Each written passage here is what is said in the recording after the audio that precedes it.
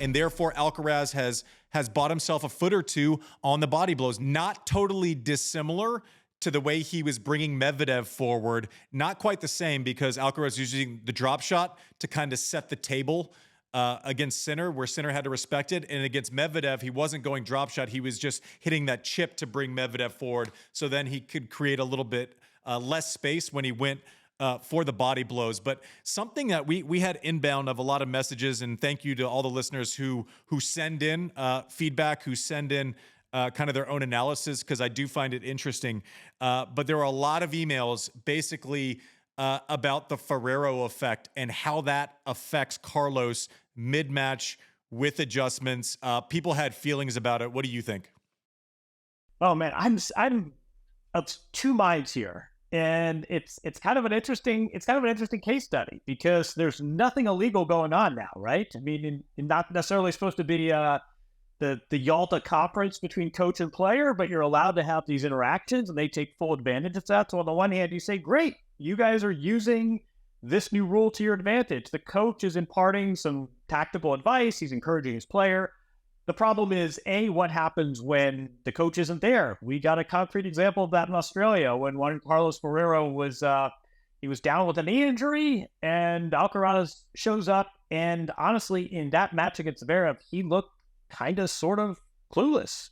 He did not play with great conviction. Yeah, he didn't have much of a plan there. On the other hand, this is nothing illegal, right? I mean, this is not cheating. This is no different from any other incremental advantage that a player would try to gain within the rules, and it's been very effective. So Juan Carlos Ferrero, great tactician, obviously clearly really knows what buttons to push. I mean, this is not your run-of-the-mill coach-player relationship. I mean, this is more like a father-son relationship. They both talk about that. So it kind of makes sense that the coach, who also is a former number one player, we should add, knows what he's talking about, kind of makes sense that he would take advantage of this. I just, the flip side is not great things happen when the coach isn't there. It doesn't teach great lessons about problem solving and self-sufficiency, but it seems to work for them. What do you say? Well, listen, we talk about, like, if the coach is not there, like, he's going to have knee surgery all the time. Like, that's why he didn't go to Australia. Like, that's not a thing that he's going to have to deal with. So in my mind, two things can be true.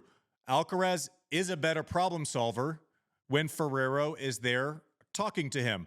Most of us are better problem solvers when we're 24 and 25 as opposed to when we're 20. So it's expediting the learning curve, right? Like, there's no doubt that if you have feedback from a trusted source who's seeing it from a place of 20 some odd years more experience, that's going to be beneficial to you. And now I would ask, what's your point? Is your point just to say that Alcaraz is listening to Ferrero, and so that stinks because that doesn't matter, because that's not the fucking rule. Like, is your point like Alcaraz is better with Ferrero there, but it's not going to happen because they're allowed to coach now? So what's the point of even having this conversation? It's a dumb thing to kind of plant your flag on, because you can be proven right and nothing has changed. And again, we have to stress, nothing illegal is going on here. Zero. Maybe it's not within the spirit of the rule. Let me ask you, never mind. All right. Never mind fans complaining on Twitter. What is the effect if you're on the other side of the net? Do you say to yourself, oh my God, this guy's it's like a second, coach on the field, we're getting, this guy's getting advice from us. Or do you say, boy, I kind of like my odds. This kid needs to look to his box between every point. What is, never mind what the fans say, what is the impact of what goes on if you're the opponent? Well, probably a case-by-case basis. There are some coaches that you probably want to talk too much because they don't know anything.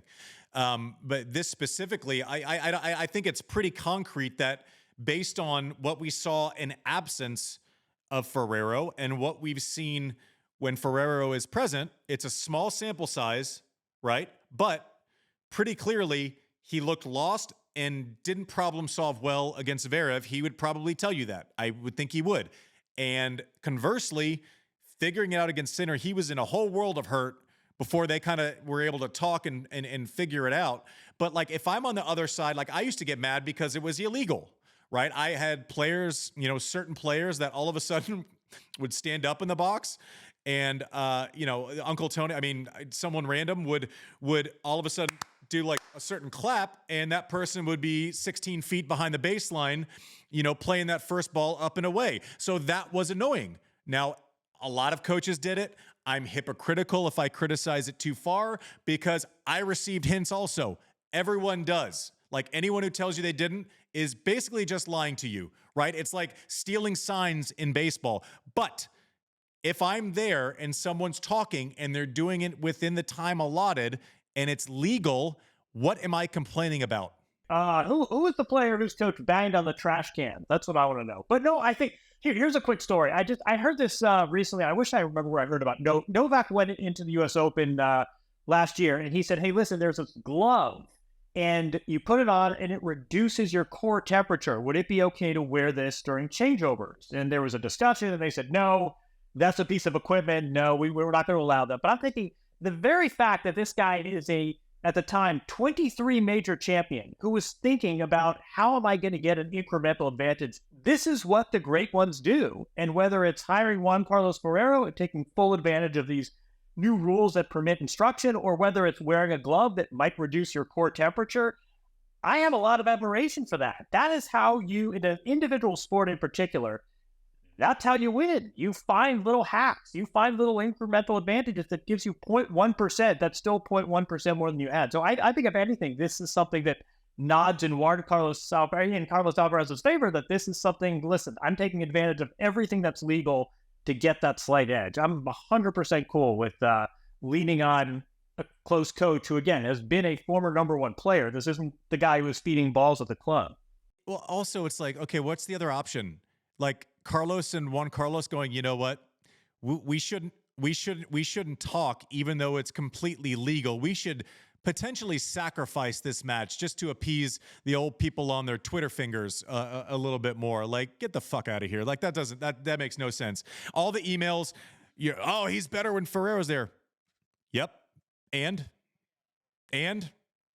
also, I just wrote down when you said the little glove that reduces your core temperature, we definitely can't do that, but we can actually, as a tournament, supply ice towels in the coolers for you to wrap around your neck, which also, drops your core temperature. So that that's mental gymnastics for me. That's just not knowing and panicking that you might make the wrong decision. But your point is made. You're always looking for the next advantage, especially when it's legal. You cannot like it, and it doesn't matter. It really doesn't matter.